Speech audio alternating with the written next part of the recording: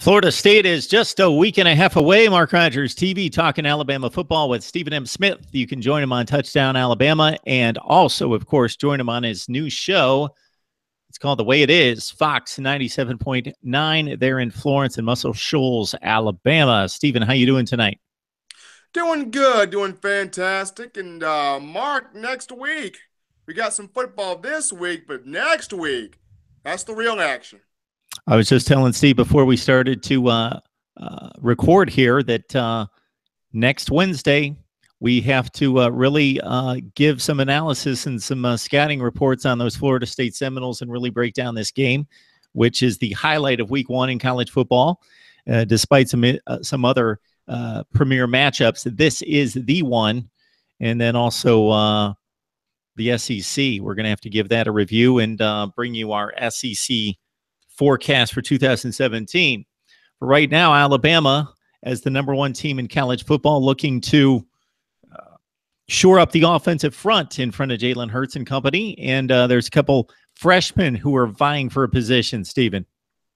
There are, and the two in question, Alex Netherwood, and Jedrick Wills. Both guys were on the ESPN 300 upon both of them coming to Alabama. And the 2017 signing class, Jedrick Wills from Kentucky, Alex Netherwood from Florida. You know, both guys 6'5", 6'6", 300-plus pounds, tremendous footwork, great ability, hand technique, can do a lot. And Nick Saban mentioned during the first scrimmage or after the first scrimmage how both guys can potentially really help this team. Leatherwood right now, second team left tackle behind Jonah Williams. Jedrick Wills, second team right tackle behind Matt Womack. Now, do I think that Wills and Leatherwood supplant Williams and Womack for the starting jobs? Of course not, but it does work well for depth purposes. But just sticking to Jedrick Wills for a moment, I understand that in his recruitment, he did not want to play at an offensive guard position. He told a lot of reporters when he comes to Alabama, he is sold on playing offensive tackle. But Lester Cotton, the young man from Central High School, which is 4 blocks behind the University of Alabama, entering his senior year, if I'm not mistaken, senior year with the Crimson Tide, despite the ceiling and the potential that Lester Cotton has, he picked up some weight in the offseason and looked a bit sluggish moving out of the box upon the snap of the ball during a couple of fall practices. Can he get the weight down and regain that speed is going to be a huge factor. Now, so far in practice, we haven't seen signs of Lester Cotton being moved from that first team right guard spot. He's been there this entire camp, but as I mentioned, has put on some weight. It's been a struggle for him moving out the box, moving upon the snap of the ball. If he can get that weight down, good. If he cannot, then Jedrick Wills possibly can really be somebody that can play in that offensive guard spot at right guard. Once again, in his recruitment, does not want to play guard, wants to be an offensive tackle, but under Nick Saban and position coach on the offensive line, Brent Key, you have to be able to play where the team needs you most at. Right now, everybody hoping Lester Cotton can continue holding down that spot at right guard, but it will be interesting as camp ends this week, going into next week where the Florida State game plan comes in. Rarely does a team bring back all 5 starting offensive linemen. Rarely does a team make it through an entire season starting 5 offensive linemen. There are typically 7, at least 7, 8, 9 players that need to contribute along the offensive front due to injuries and chemistry issues, and guys that just flat out get beat early in the season and prove that they're not capable of stepping up to the challenge and need to be replaced. And we see that each and every year, even among the elite programs in college football, and Alabama looking to a couple freshmen to battle it out. So there's always an unknown. And right now it's that slot right there, Stephen. But do you feel comfortable about the offensive line overall? I really do. You bring up 3 returning starters, Rosh Pierce-Baker at left guard, Jonah Williams going from right tackle to left tackle, and Bradley Bozeman at center. these three guys know what to do. Bradley Bozeman in particular, his second full season starting at center. Jonah Williams did a great job last year. The California native at right tackle, really protecting the front side of Jalen Hurts now. He gets a chance to go over to left tackle and protect the backside of Jalen Hurts. And then Rosh Pierschbaker has been a mainstay at that left guard position. So all three of those guys know their job. They know what they're supposed to do. They block well. They set up the run game. I'm very happy with those three. I think Matt Womack and Lester Cotton can do wonders on the right side of the ball at right guard and right tackle. But just in particular, Lester Cotton at right guard, can he get healthy and get the speed back in his legs? That's going to be a pivotal factor for him. Mark Rogers TV talking Alabama football each and every Wednesday night with Stephen M. Smith of Touchdown Alabama. Got to join him on his new show. It's on Fox 97.9. It's called The Way It Is. Join him from 2 to 4 Central Time weekdays, and also, of course, his mainstay of Touchdown Alabama. So, Stephen, maybe not a whole lot to talk about here, but I would like to get your impressions on the latest AP Top 25 poll that sets us up for the preseason.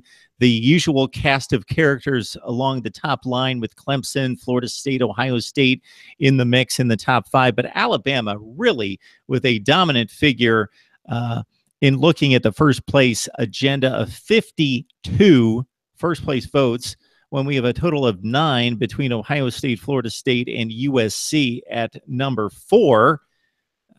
This almost seems like a mandate that Alabama is the best football team in the country, even though when I watch the various analysts talk about Ohio State and the Kevin Wilson influence on the offense and how the Buckeyes are going to fix that side of the ball and be ready to go. Florida State with an amazing roster coming back, and USC, of course, with what we consider to be the best quarterback in college football, and Sam Darnold, that Alabama would be this dominant in terms of the perception of who is best in college football. Mark, as long as Nick Saban, Mark, wakes up, takes a breath, gets a sip of coffee, and goes about his day, Alabama's going to remain the number 1 team in the country because of, how he prepares, how he gets the team prepared, and ultimately, how Alabama plays. I love Sam Darnold. I'm a huge Sam Darnold fan, but more so than that, I'm a huge Clay Helton fan. Clay Helton has been at USC since the Pete Carroll, since Lane Kiffin got fired off the tarmac, when Ed Ogeron wasn't offered the spot. Clay Helton has been there for a long time and for a good little minute. And when it wasn't working with Max Brown, they start the year off with 1-3, and they make a change to Sam Darnold. They rip off 9 straight wins. The guy's a great quarterback, and Clay Helton is starting to show a little bit of how good of a coach he is. Ohio State, the proof is in the pudding with Urban Meyer. He wins football games. Can J.T. Barrett fine-tune that passing just a bit more? We'll see. I like Mike Weber in the backfield at running back. And then Clemson, Dabo Swinney recruits, but this is the first time you're without Deshaun Watson. You're without Wayne Gallman. You are without Mike Williams. You're without Ben Boulware and Cordero Tankersley and a lot of those big-time names. Jordan Leggett also, but you are accustomed to seeing in Clemson. So can, Dabo regroup and get another fresh team out on the field remains to be seen. Now, he does return Deion Kane, Hunter Renfrow, and Ray McLeod. So that's a big up on his part. But can he continue to, find more guys to plug and play and see what happens? But in terms of Alabama, as long as Nick Saban wakes up, takes a breath, gets a sip of coffee, and watches the news channel, Alabama is still going to be looked at as the number 1 team in the country, Mark. With what Clemson has developed on defense and with the talent that they have specifically up front, but over the course of the entire defense, the luxury the Tigers have this season is that they have gotten to a point, as you just mentioned, with the recruiting, is they are at the point of Alabama, Ohio State, etc., where they reload and they can break in the quarterback. Now, they've got Auburn coming to town. That's going to be a severe test, but at least they've got them at home. If they can pass that test, Florida State's on down the line late October, so they've got about 9 weeks to prepare for the Florida State Seminoles and get that quarterback, most likely Kelly Bryant, unless Hunter Johnson shows us something in the first few weeks. Kelly Bryant, most likely the veteran, the junior, going to claim that position where Clemson can play the ground game and the short passing game and let the defense win the games. And there might be a lot of 24-10 type scores that don't look overly impressive, teams that they should be blowing out by 40 or 50 points, but where they can develop the passing game, the quarterback, get him comfortable and ready for Florida State for that one-game showdown that we all anticipate to decide, which it has since 2012, the ACC. When it comes to Ohio State, I think that if they settle the issues along the offensive line and JT Barrett becomes comfortable with an outside threat or two emerging that they didn't have last season, and that's surprising for Ohio State not to have a playmaker emerge on the outside, that they would be the best team in the country. If they fix those issues, I think they are the best team in the country, but that's a huge if, because you're talking about offensive line issues and pass protection and finding multiple playmakers on the outside for the Buckeyes. The guys have the stars next to the recruiting rankings, but they have yet to prove it at this level. So Alabama is still the king of college football in the perception of the national media as we start week 1 with Florida State in Atlanta.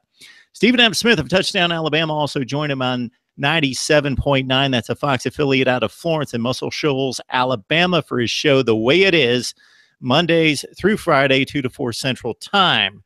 And, of course, we make these segments available for you on Mark Rogers TV. If you want to catch the complete audio version of our conversation each and every week, go to Stitcher, Podbean, or iTunes, whatever your audio platform of choice, and just search Mark Rogers TV.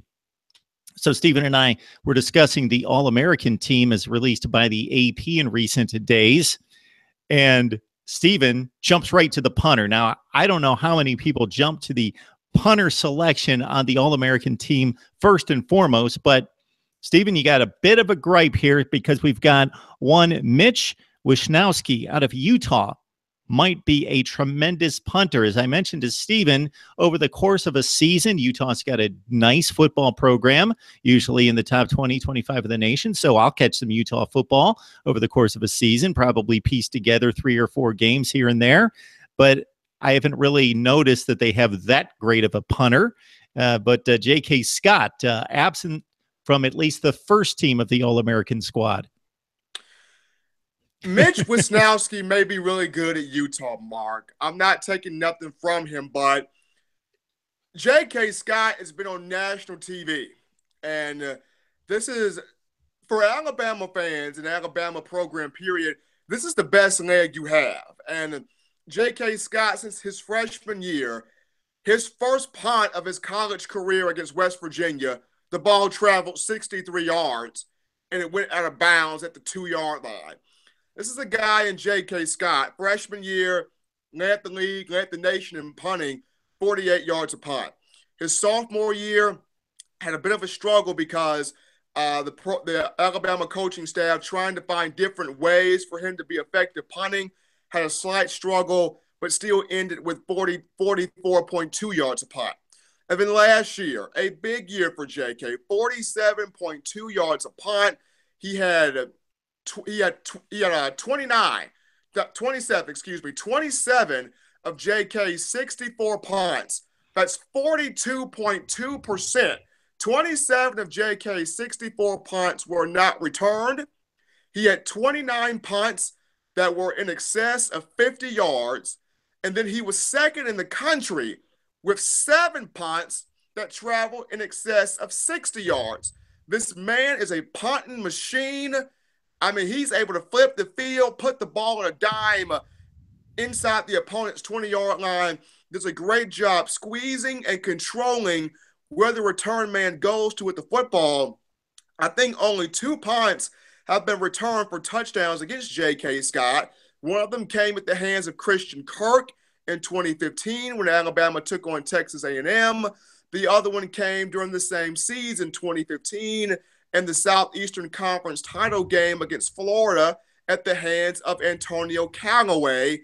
And in both instances, it was when J.K. outkicked his coverage pardon the pun, to Clay Travis's show on Fox Sports called Outkick the Coverage. But still, J.K. Scott only 2 punts returned against him for touchdowns. He's averaged over 42, 43 yards a punt each and every year. And I even go back to last season, the Ray Guy Award said he did not qualify for the semifinalist list based on he didn't punt the ball enough or he didn't have enough attempts. JK had 64 attempts last year.